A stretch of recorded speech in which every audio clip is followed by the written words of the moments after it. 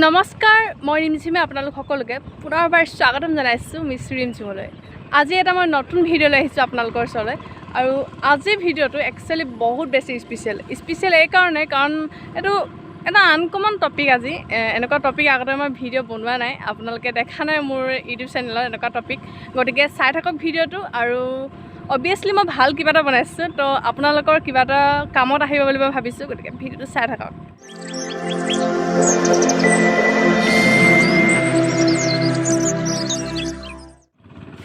চ' কেতিয়াবা এনেকুৱা হয় কিছুমান ৱেব ছিৰিজ বা চিনেমা ফিল্ম নাটক এনেকুৱাবিলাকে আমাৰ জীৱনত বহুত বেছি প্ৰভাৱ পেলায়। আপোনালোকৰ কথা নাজানো, কিন্তু এতিয়া মই এখন আজি চাইছোঁ ৱেব ছিৰিজ চাই শেষ কৰিছোঁ 5টা খণ্ডৰ।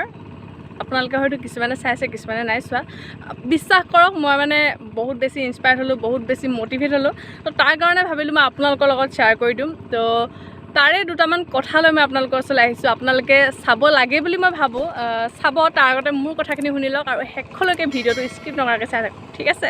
চ' কিছুমান বস্তু এনেকুৱা হয় আমাৰ জীৱনত বহুত বেছি প্ৰভাৱ পেলায়। আপুনি নক'লেও ক'লেও বহুত বেছি প্ৰভাৱ পেলায়। ঠিক তেনেকুৱা আমাৰ ষ্টুডেণ্টবিলাকৰ জীৱনত প্ৰভাৱ পেলাবলৈ সক্ষম হোৱা এখন ৱেব ছিৰিজ TVFৰ আপোনালোকে চাইছে নাই নাজানো, কিন্তু এক্সপিৰিয়েঞ্চ বুলি এখন ৱেব ছিৰিজ ওলাইছে যিখনত 5টাকৈ খণ্ড আছে।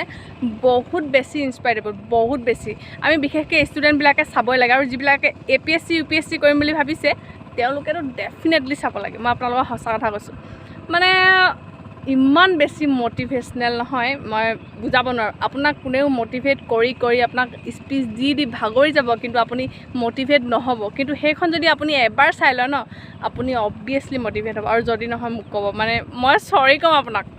ओल्ड राजेंद्र नगर, यहाँ पर आपको जज्बों का, उम्मीदों का, निराशाओं का अनगिनत कहानियां सुनने को मिलेगी। अभी आप लोग एस्पिरेंट हैं, लेकिन आप ही लोग IAS बनेंगे। ये बता, why do you want to be an IAS officer? ये UPSC है, UPSC निकलता नहीं है आसानी से। फेलियर ही IAS बनाता है। তাত থকা আটাইতকৈ স্পেচিয়েল বস্তুটো কি হ'ল, আমাৰ জীৱনৰ লগত ৰিলেটেড কিছুমান বস্তু আছে যিটো বহুত বেছি স্পেচিয়েল। তাত কেইবাটাও কাৰণ আছে মোৰ ভাল লগাৰ বা মই ভাল বুলি ভবাৰ। তো সেই কাৰণকেইটাৰ ভিতৰত এটা এনেকুৱা ধৰণৰ, আমি জীৱনত প্ৰায় আমাৰ জীৱনত চবৰে গ'ল থাকে, এটা গ'ল থাকে। আপোনাৰ অবভিয়াছলি আছে, মোৰো অবভিয়াছলি আছে, চবৰে গ'ল থাকে।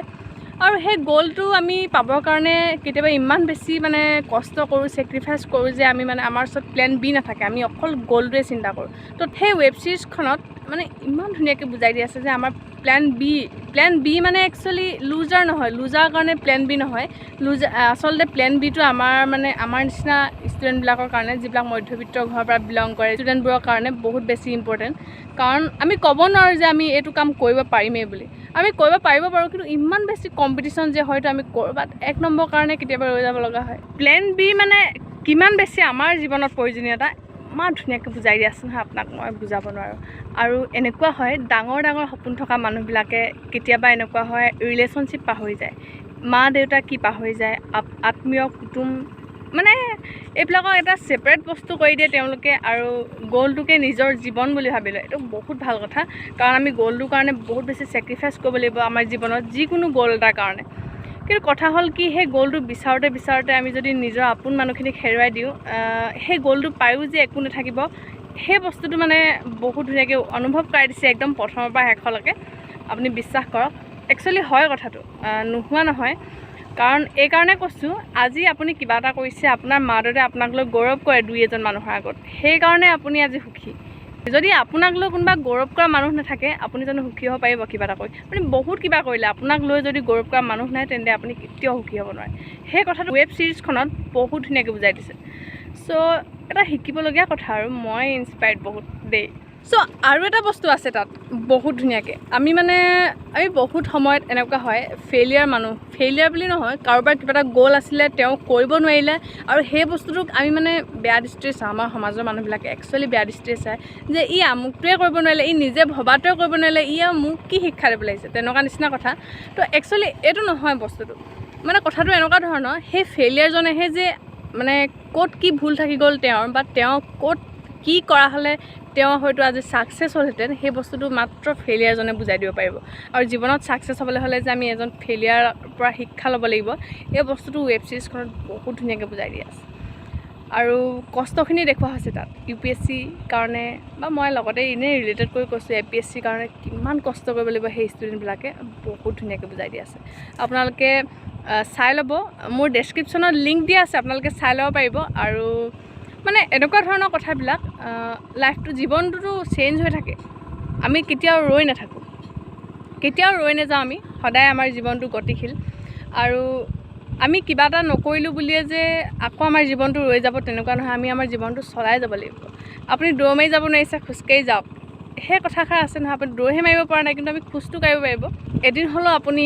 আপোনাৰ গন্তব্যস্থান নিশ্চয় পাবগৈ বা জীৱনটোত মানে আমি কিবা এটা গ'ল লৈ লওঁ সেই বস্তুটো আচলতে আমাৰ লাইফৰ এটা পাৰ্ট হয় সেইটো কেতিয়াও জীৱন হ'ব নোৱাৰে জীৱন এটা বেলেগ বস্তু তাত কেইটামান কেৰেক্টাৰ আছে খুব বেছি হৃদয় স্পৰ্শ কৰি যোৱা যেনেকৈ সন্দীপ ভাইয়া যি এজন হয় তেওঁ UPSC কমপ্লিট কৰিব নোৱাৰিলে কিন্তু মানে তেওঁৰ যিবিলাক কথা ন একদম হাৰ্ট চুই যায় আমাৰ নিচিনা ষ্টুডেণ্টবিলাকে মানে কিবা এটা শিকিব লগা আছে তেওঁৰ কেৰেক্টাৰটোৰ পৰা আৰু আটাইতকৈ ইম্পৰ্টেণ্ট অভিলাষ যোনজন মানে UPSC ক্ৰেক কৰি যায় তেওঁ যোনজনে পাছ কৰি যায় সেইজনে 4বাৰ এটেম্প কৰিছে 4বাৰৰ পাছতো মানে 3বাৰ ফেইল কৰাৰ পাছতো তেওঁ হাৰ মনা নাই 4 নম্বৰ বাৰৰ কাৰণে নিজৰ চব এৰি থৈ গুচি আহিছে আচৰিত নহয় জানো মানে কিমান বেছি ট্ৰেক কৰিছে মানে এখন চালে গম পোৱা যায় এজন IPS হ'বলৈ এজন IAS হ'বলৈ কিমান বেছি কষ্ট কৰিব লগা হয় এই ৱেব ছিৰিজখন চালে আপুনি বহুত বেছি ভালকৈ বুজি পাব আৰু যিসকলৰ মানে IPS IAS হোৱাৰ মানে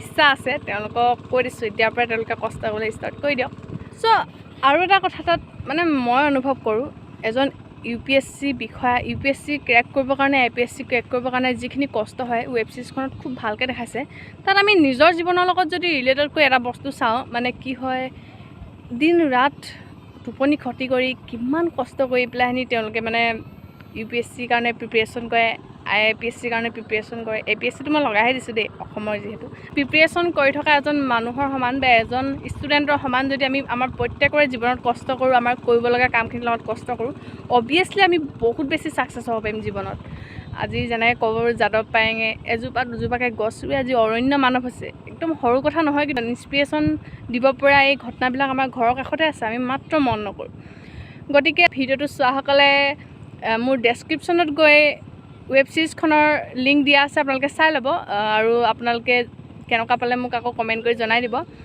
আৰু ভিডিঅ'টো চাই থকাসকলক একদম শেষলৈকে চাই থকাসকলক মই বহুত বেছি ধন্যবাদ জ্ঞাপন কৰিছোঁ আৰু যিসকল নতুন হয় তেওঁলোকে মোৰ এনেধৰণৰ ভিডিঅ'সমূহ পাই থাকিবৰ কাৰণে মোৰ চেনেলটো ছাবস্ক্ৰাইব কৰি ল'ব লগতে বেল আইকনটো টিপি দিব আৰু মোৰ ভিডিঅ'বিলাকৰ নটিফিকেশ্যন পাই থাকিব আৰু লাইক কমেণ্ট শ্বেয়াৰ কৰিবলৈ নাপাহৰিব বাই বাই